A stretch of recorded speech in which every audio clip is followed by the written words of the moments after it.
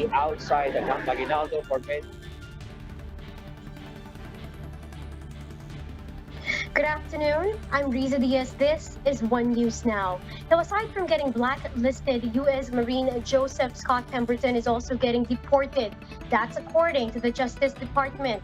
Let's get more details on that story. We have with us Ryan Ang. He's reporting to us live from Aguinaldo.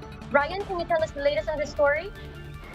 Yes, Risa, as of now, journalists are still waiting outside Camp Aguinaldo for any developments in the implementation of Lance Corporal Joseph Scott Pemberton's deportation order.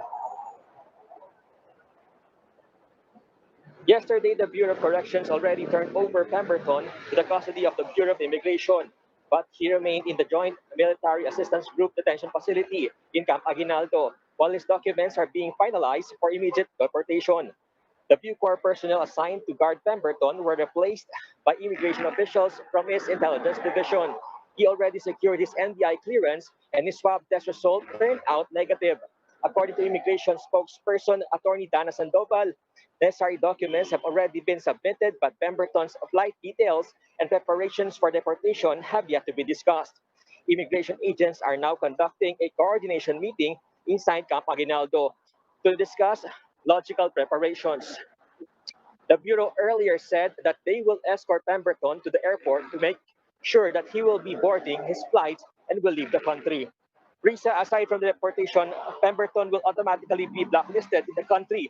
According to Justice Undersecretary Mark Perete, a person blacklisted on the basis of moral turpitude or immorality may apply to lift the order 10 years after its implementation. Pemberton's deportation is based on his getting convicted of homicide for killing Jennifer Laude. Risa? Thank you. That was Ryan Ang reporting to us live from Camp Aguinaldo. Meanwhile, a Senate Minority Leader Frank Drilon said the newly signed Bayanihan to Recover as One Act will raise 17.5 billion pesos in additional revenues from POGOs and will fast-track the construction of new telco towers in the country. Drilon welcomed the signing of Bayanihan 2, which sets aside 165 billion pesos in stimulus fund for pandemic response and recovery. He says the measure redefined the taxation of POGOs and will thus double last year's tax collections from offshore gaming operators. The so-called Drilon amendment is also expected to hasten the construction of new telco towers in the country. Now, this is due to a provision that temporarily suspends most permits and documentary requirements for the installation and operation of cell towers at least for the next 3 years.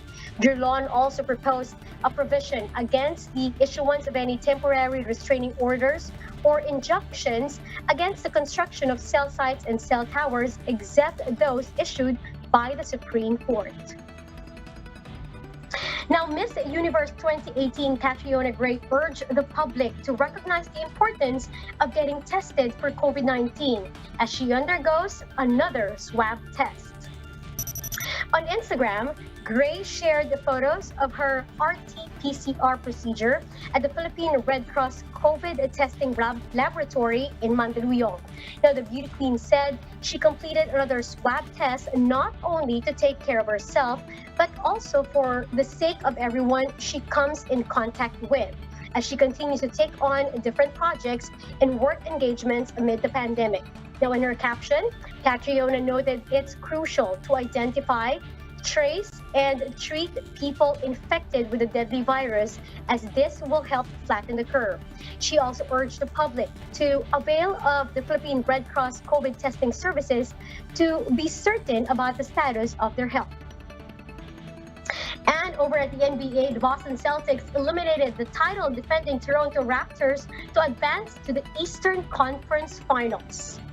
Now, it took the Jason Tatum and the rest of the Celtics all 7 games, but they finally forced the Raptors to relinquish their crown 92-87 in their final duel.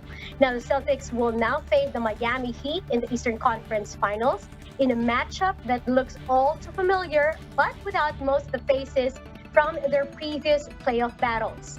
Meanwhile, all is not lost for the Denver Nuggets in the Western Conference after forcing Game 6 against the Los Angeles Clippers earlier today. Veteran Paul Millsap scored 14 third-quarter points to erase the Clippers' 16-point cushion. Then Jamal Murray and Nikola Jokic led a 38-25 surge deep into the fourth quarter to take game number 5, 111-105. Now, for more updates, follow News 5, the Philippine Star, and Business World Online. You may also visit our website, onenews.ph, for more in-depth analysis. You can also catch One News on Signal Play app. Register now for a free account at www.signalplay.com and stream One News live anytime, anywhere. I'm Riza Diaz. We are One News.